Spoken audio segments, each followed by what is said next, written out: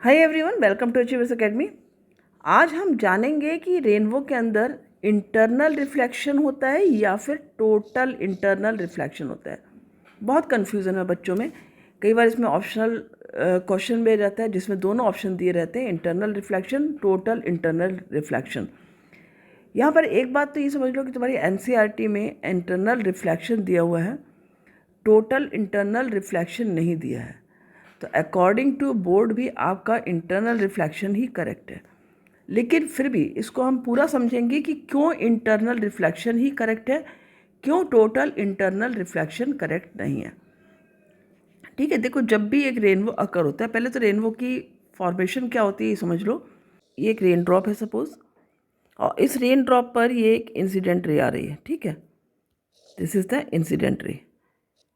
अब ये जो इंसिडेंट रे आई है ये ऑब्वियसली यहाँ पर आकर के रिफ्रैक्ट होगी, क्योंकि ये कैसा काम कर रहा है, रेन ड्रॉप एक प्रिज्म की तरह से। तो ये रिफ्रैक्ट होगी, और रिफ्रैक्ट होने के साथ ही क्या होगा, ये डिस्पर्स भी होगी, यानी कि और कलर भी इसके डिस्पर्स होंगे, दिखेंगे हमको। ठीक है, जब डिस्पर्स होंगे फिर यहाँ पर क्या होगा, एक रिफ्लेक्शन होगा। तो ये इस तरह से करके रिफ्लेक्शन होगा, जिसको हम बोलेंगे इंटरनल रिफ्लेक्शन, और फिर यही हम देखते हैं एज अ रेनबो। ठीक है, सारे कलर्स हमको दिखते हैं।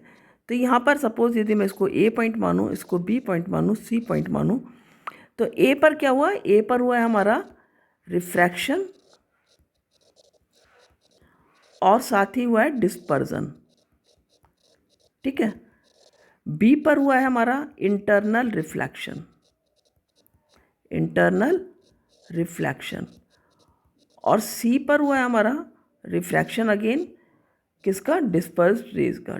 जो डिस्पर्स्ड कलर्स हैं लाइट के, वो सारे के सारे रिफ्रैक्ट होंगे। तो यहाँ पर फिर से एक रिफ्रैक्शन होगा ऑफ डिस्पर्स्ड लाइट।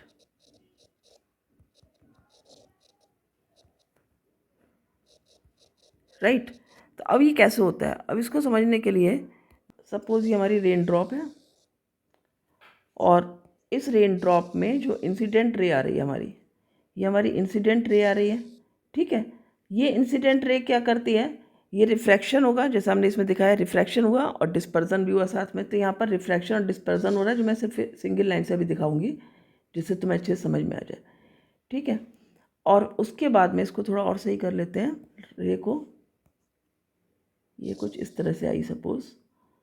ठीक है, अब ये इंटरनल रिफ्लेक्शन हुआ, राइट, और इंटरनल रिफ्लेक्शन के बाद में ये फिर से लौट जाती है रे। तो अब यहाँ पर हम क्या करेंगे, यहाँ पर हम इसका लेते हैं नॉर्मल। तो ये सपोज इसका सेंटर है। ठीक, सेंटर से यदि तुम रे ड्रॉ करोगे तो एक रे इधर आ गई, और ये इसका नॉर्मल यहाँ पर ड्रॉ हो जाएगा। ठीक है, मैं इसको फिर से कर देती हूँ, ये नॉर्मल है। राइट, तो नॉर्मल से जो एंगल बन रहा है, ये एंगल आई है, ये एंगल आर है, ये भी एंगल आर हो जाएगा। इसको मैं ओ लिख देती हूँ, ये ए हो गया आपका पॉइंट, ये बी हो गया, ये हो गया सी। तो ए से जब रिफ्रैक्शन कर रहा है बी पर, तो जो एंगल आई है और जो एंगल आर है, ये एंगल आई जब बन रहा है, तो यानी कि जो हमारा रेयर मीडियम है, ये हमारा एयर है, और ये हमारा वाटर मीडियम है। ठीक है, तो जब रेयर से वाटर में जाएगा, यानी डेंसर में जाएगा, तो नॉर्मल की तरफ रे को झुकना चाहिए। तो हम देख रहे हैं कि यस, ये it is moving towards normal, सही जा रहा है। फिर यहाँ पर जो ये कन्फ्यूज़न है कि टोटल इंटरनल रिफ्लेक्शन है या फिर इंटरनल रिफ्लेक्शन है, तो दोनों में पहले अंतर समझ लो क्या होता है। इंटरनल रिफ्लेक्शन का मतलब हुआ कि कुछ रेज रिफ्लेक्ट होंगी, तो कुछ रेज साथ में रिफ्रैक्ट भी होंगी, यह है इंटरनल रिफ्लेक्शन।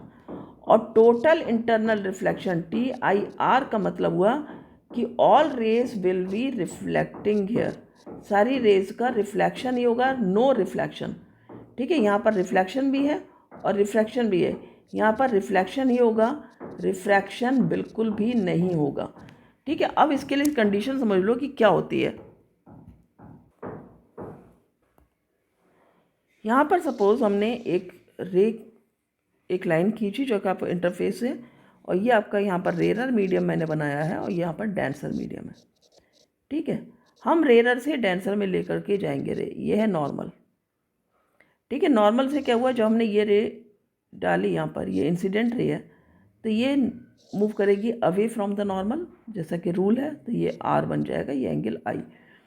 अब एक एंगल हमारा ऐसा बनेगा, एंगल ऑफ इंसिडेंस, जब हम इसको बढ़ाते जाएंगे तो एक पोजीशन ऐसी आएगी एंगल ऑफ इंसिडेंस की, जिसमें इसको मैं कलर चेंज करके दिखाती हूँ तुमको। ठीक है, सपोज़ यहाँ पर हमारा ये इंसिडेंट रे आई है, तो हमारा ये वाला जो एंगल बना इंसिडेंस का, एंगल ऑफ इंसिडेंस, तो यहाँ पर ये जो है इसी पर लौट जाएगी। आपका जो इंटरफेस है यानी कि पूरा परपेंडिकुलर ये R बन जाएगा। ठीक है, 90 डिग्री का, R इज़ 90 डिग्री है। तो ये एंगल जब R 90 डिग्री बने, इसको हम कहते हैं क्रिटिकल एंगल।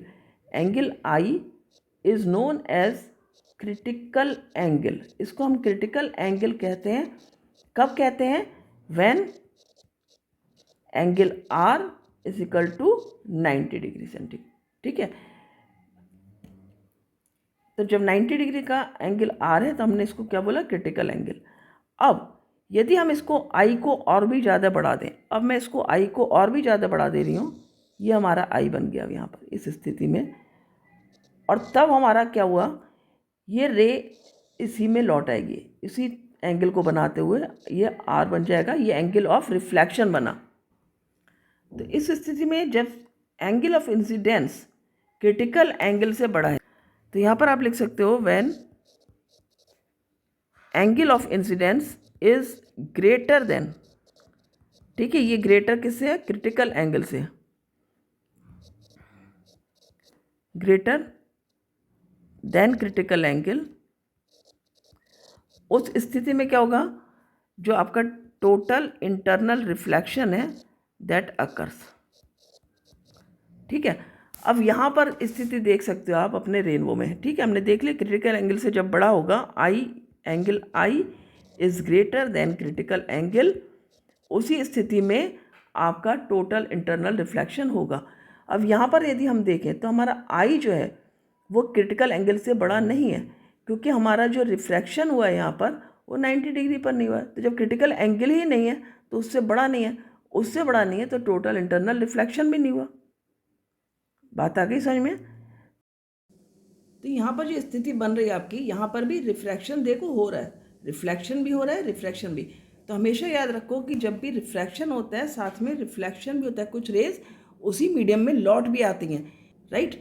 यानी यदि हम यहाँ पर ये स्थिति मानते हैं तो यहाँ पर भी वही स्थिति हुई होगी। जब हमारा रिफ्रैक्शन हुआ है यहाँ पर इस पॉइंट A पर रिफ्रैक्शन हुआ है, तो यहाँ पर भी कुछ रेज उसी मीडियम में भी लौटी होंगी। जैसे ऐसे करके आप देख सकते हो कि कुछ रेज रिफ्लेक्ट भी की होंगी। ठीक है, तो ये हमेशा ध्यान रखो। जैसे आपकी जो विंडोज़ होती हैं जिनसे आप देखते हो, तो किसी स्थिति में आपको ऐसा होता है कि आपको अपनी ही इमेजेस दिखती हैं वहाँ पर। ठीक है, रिफ्लेक्शन के साथ में कभी रिफ्लेक्शन दिखता है, आपको अपनी इमेज दिखती है क्लियर। यदि आप इवनिंग का समय, मतलब नाइट हो गई, डार्क हो गया, और बाहर लाइटें बंद कर दो, ठीक है, केवल आपकी लाइट चल रही है, बाकी सारी लाइटें बंद है, तो आपको अपना ही रिफ्लेक्शन वहाँ पर दिखता है। तो कभी कुछ स्थिति ऐसी बनती है, कुछ लाइट्स जल रही हैं और सारी बंद हैं, तो आपको उसी विंडो से जिससे आपको रिफ्लेक्शन दिखता है हमेशा उससे रिफ्लेक्शन भी होता है, यानी रिफ्रैक्शन और रिफ्लेक्शन दोनों हो रहे हैं। ठीक है, तो यहाँ पर टोटल इंटरनल रिफ्लेक्शन ना होकर इंटरनल रिफ्लेक्शन है, ये समझ में आ गया होगा। तो आई होप अच्छे से समझ में आ गया होगा कि किस तरह से हमारा, आई होप अच्छे से आपको समझ में आ गया होगा कि किस तरह से यहाँ पर इंटरनल रिफ्लेक्शन बनता है, ना कि टोटल इंटरनल रिफ्लेक्शन। यहाँ पर IR अकर कर रहा है, ना कि TIR। ठीक है, तो यहाँ पर इंटरनल रिफ्लेक्शन होगा, टोटल इंटरनल रिफ्लेक्शन नहीं होगा। क्लियर? थैंक यू, मिलते हैं नेक्स्ट वीडियो में।